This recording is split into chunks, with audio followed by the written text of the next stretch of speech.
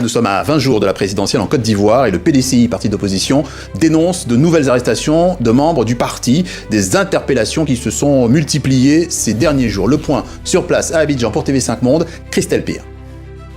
Une stratégie d'intimidation et de musellement de l'opposition, c'est ce que dénonce le PDCI. Selon le parti d'opposition ivoirien dirigé par Tidiane Thiam, 8 de leurs cadres locaux et militants ont été arrêtés depuis le 30 septembre. Et le PDCI dénonce également, je cite, les conditions irrégulières de ces interpellations.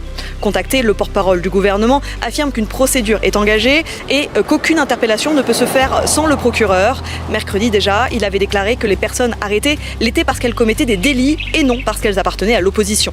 Cette semaine également, 3 hauts cadres du PPACI, le parti de l'ancien président Laurent Gbagbo, ont été inculpés pour entre autres atteinte à l'autorité de l'État et trouble à l'ordre public. 2 d'entre eux ont été placés en détention. Jeudi, le Conseil national de sécurité a interdit toute manifestation contre l'exclusion de candidats à l'élection présidentielle et contre la candidature à un 4e mandat du président Alassane Ouattara. Le CNS a indiqué qu'il était illégal de contester les décisions du Conseil constitutionnel. En réaction, l'opposition a reporté la marche qu'ils avaient prévue ce week-end. Nous évoquions hier soir cet accord économique parrainé par les États-Unis qui n'est toujours pas signé entre le Rwanda et la RDC. Eh bien, ça a suscité de vives réactions, notamment dans l'Est congolais. Sur place, nombreuses sont les voix qui estiment que ces différends n'ont que trop de durée et que toutes ces voix pointent du doigt les autorités de Kinshasa. Lola Colomba, Véronique Pérez. Massika Mwamo est déplacée de guerre, originaire de l'Ituri. Depuis 2 ans, elle vit à Béni, désignée siège provisoire des institutions provinciales après la prise de Goma par la FCM 23 en début d'année. Pour elle, le refus de Kinshasa de signer un accord de coopération économique avec Kigali est une désillusion de plus. Le fait que le gouvernement négocie puis se retire de ses engagements, ça nous décourage, car c'est nous qui en souffrons. Si le gouvernement décidait sincèrement de signer les accords économiques avec d'autres pays, ça améliorerait notre niveau de vie. Nous ne savons même pas quand la guerre prendra fin. La vie devient pénible. Nous n'avons pas de quoi nourrir nos familles. Et le gouvernement se tait face à cette souffrance. Malgré les négociations toujours en cours à Doha entre la RDC et le M23 et la signature d'un accord de paix entre Kinshasa et Kigali fin juin sous l'égide de Washington, les affrontements se poursuivent dans les Nord et Sud Kivu.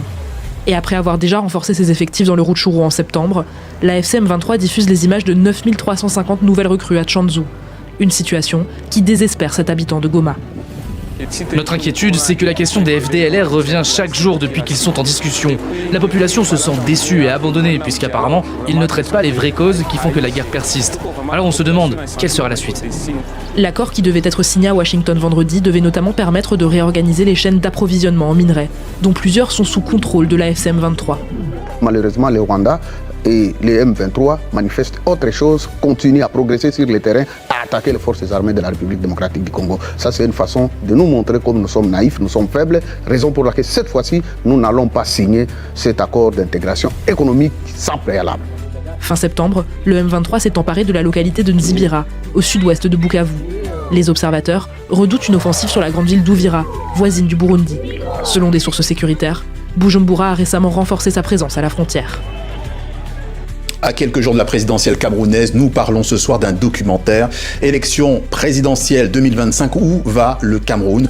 Il dure près d'1 heure et dans ce document sont interrogées les principales figures de la classe politique camerounaise, mais aussi des personnalités de la société civile. Sa réalisatrice Marie-Roger Biloa est avec nous ce soir. Bonsoir et bienvenue. Bonsoir. D'abord, il faut le souligner que ce documentaire est gratuit, il est accessible sur YouTube, ce n'est pas anodin, d'où ma première question. Quelle démarche vous a animé pour produire et réaliser ce film ? Eh bien, c'est une démarche à la fois journalistique, mais aussi citoyenne.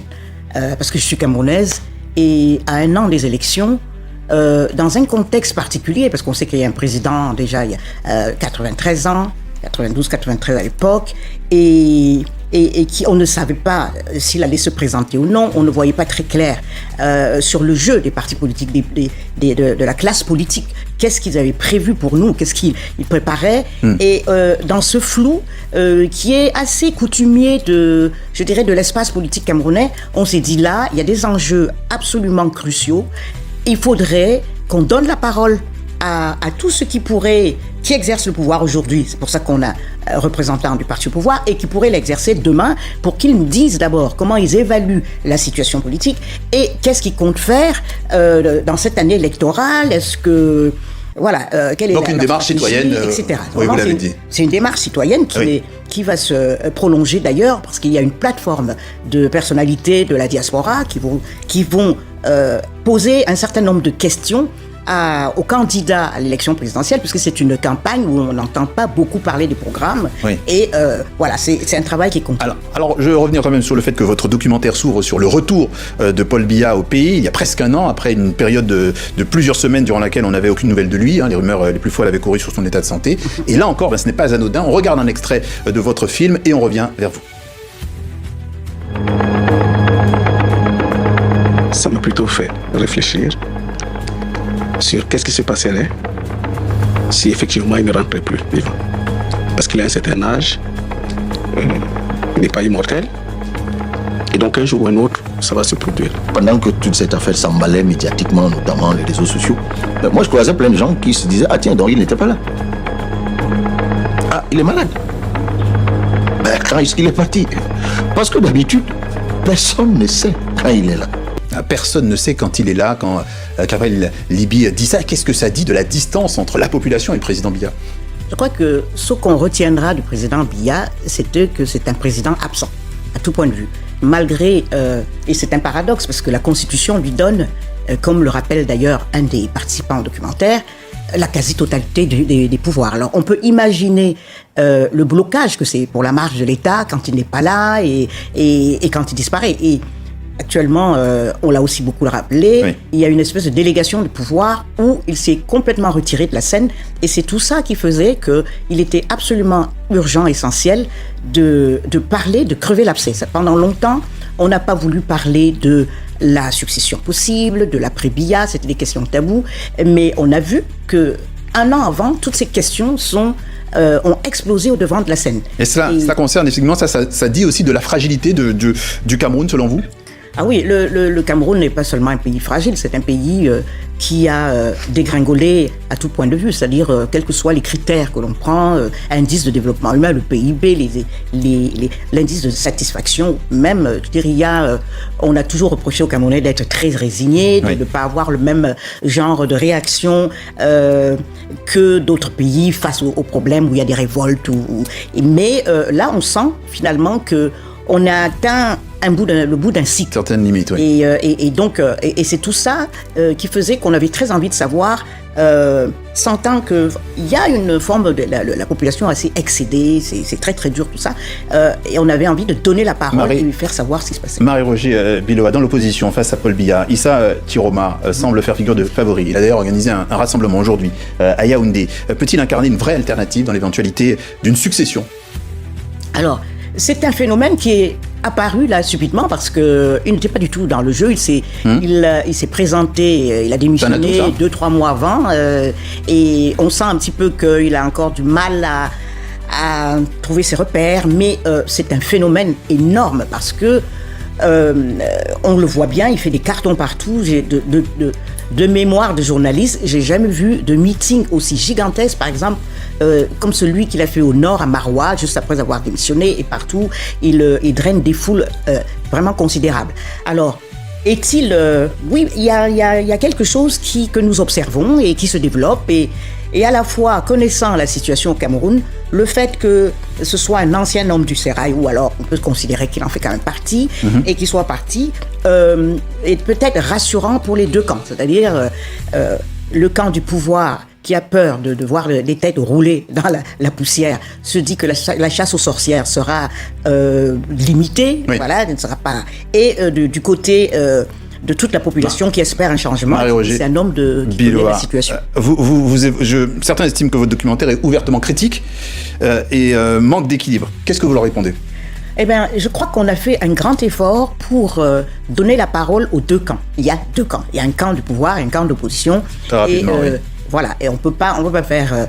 Donc vous dites que c'est équilibré à ce niveau-là ? Absolument, et puis lorsqu'on regarde les commentaires qu'on reçoit sur Internet, des centaines de commentaires, c'est ça qui est mis en avant. Les gens trouvent qu'on a fait preuve de retenue et de modération, et puis d'une forme d'équilibre. Un tout dernier mot, la crise anglophone elle a fait des milliers de victimes et il reste sans issue. Pourquoi ce conflit est-il si peu présent au sein du débat électoral ? selon vous? Il n'y a pas beaucoup de choses qui sont présentes dans le débat actuellement. Oui. C'est même ce qu'on peut reprocher à cette campagne. Mais certains candidats, dont Issa Kiroma, il a été à Bamenda, il a fait un carton là-bas. Et ça aussi, c'est ça qui le distingue des autres, parce qu'il est parti, je dirais, avec sa propre sécurité. Il a pu passer la nuit là-bas, alors que les autres étaient plus sur leur garde. Et il a un dialogue avec eux. Non, on pense que là, ce sera plus à l'ordre du jour. On verra. De toute façon, ce documentaire est visible. Hein. On parlera notamment de questions de la justice à deux vitesses.